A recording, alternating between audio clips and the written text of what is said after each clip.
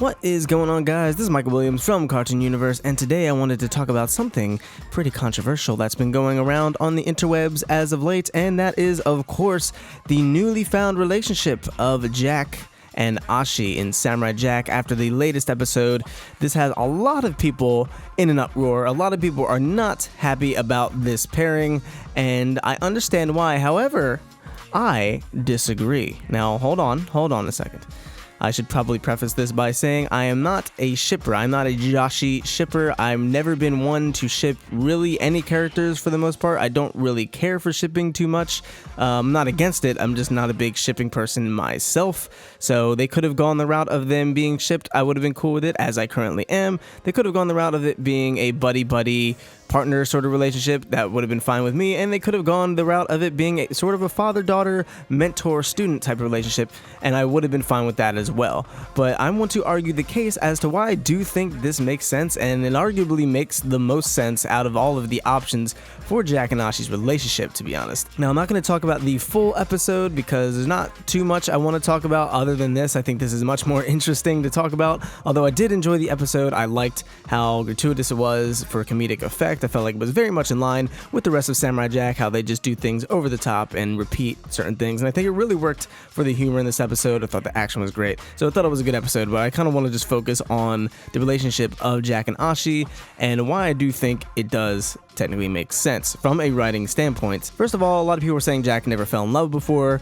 He had been on plenty of missions, and this has never been a thing. This is out of character for Jack. I've seen that quite a few times around the interwebs, and this is true and also not true. You have to remember, back in the original series, Jack had not been traveling that long, so he didn't run into many people that interest him. He was also very much focused on his mission to save whoever he was saving, or get to a time portal, defeat Aku, yada, all that classic good stuff. So he wasn't really focused on a romantic relationship. He was more so head on about his mission. And of course there was Ikra, who was Aku in disguise when they were traveling through that desert. That kind of shows that Jack did have a sort of romantic sexual interest, but it just seemed like no one really caught his attention like she did. And clearly he has a thing for very strong women assassins, because we see this theme repeated with Ashi. I don't think there was as much of a reason for him to get too romantically or emotionally attached to any particular woman at the time, since he was so focused on his mission. And you also have to keep in mind, now that we're in the new series, we're in season 5, it's been 50 years, my boy, 50 years. This man, Jack, is mentally around 70, 80-ish years old. So if you look at the entire history, he's been deprived, if you want to, that's the best way to put it. This man has been very, very deprived, because he was taken as a child and he was basically training around the world just so he can get this one purpose, to get this magic sword. So presumably he never had any real romantic or sexual interest during that time, and then right after that he went right for Aku, got flung into the future immediately, and then that was his mission. He's like, okay, now I have to find a time portal, I have to beat Aku, and I have to save all these people. So he didn't really have a lot of time to develop any sort of romantic relationship. So imagine living for over 50 years in this world where you don't age and your entire life's purpose is just not going well. You're gonna want to release that tension. There's gonna be some feelings over 50 years of just being by yourself, being very frustrated with the world. There's gonna be some feelings happening. Now let's talk about Ashi. First of all, he and Ashi have very similar backgrounds. They can kind of relate to each other since they were taken as children and basically trained their whole life for one specific purpose. And clearly Jack and Ashi have connected on that level, even if they don't really truly realize it. And the big thing here to remember, guys, is Ashi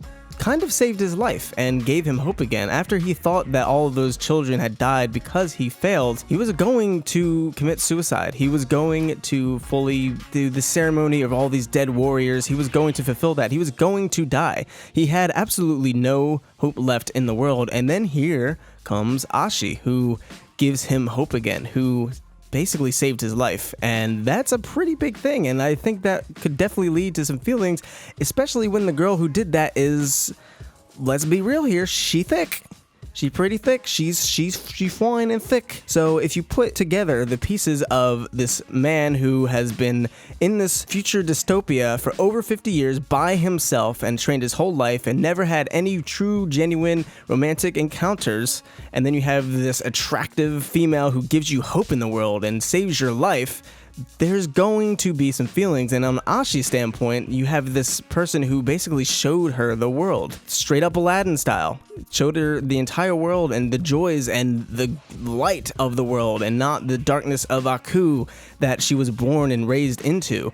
And that's definitely going to lead to some pretty strong emotions as well. And Jack's a handsome dude. You can't deny that either. So you take a handsome dude who shows you the light of the world and the hope of the world, and you got an attractive girl who shows you the hope of the world and that things are going to be okay and saves your life. That totally makes sense that they would have some type of feelings when you put those two people together. It's actually wouldn't make that much sense if they didn't develop some type of feelings. And I understand the argument of forced romantic subplots. It seems like every movie and TV show in Hollywood under the sun wants to force their protagonist into some type of romantic subplot that does not need to be there.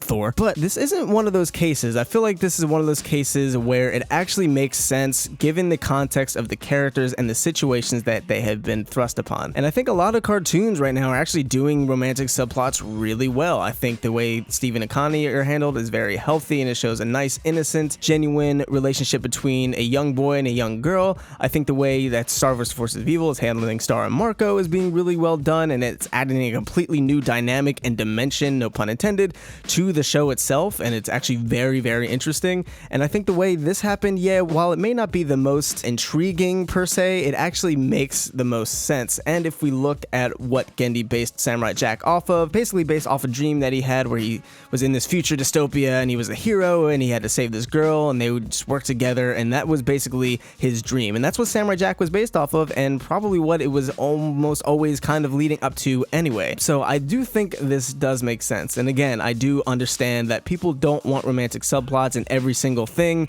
but in this case, I think it works. And again, to clarify before I get all of the rage in the comments, I'm not a shipper. I'm not a person who was shipping Jack and Ashi, even though I did expect them to be romantic. That did seem like the obvious choice. And I think the reason it seemed like the obvious choice was, of course, because of the characters and the situation that they're put in, especially if they're going to go and try to face Aku.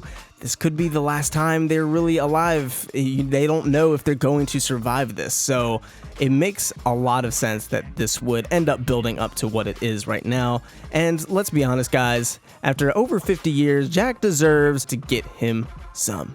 But those are just my thoughts. What do you guys think about this? Do you support Jashi? Do you wish they went a different route with it? Do you agree with anything I said? Disagree with anything I said? Have any counterpoints?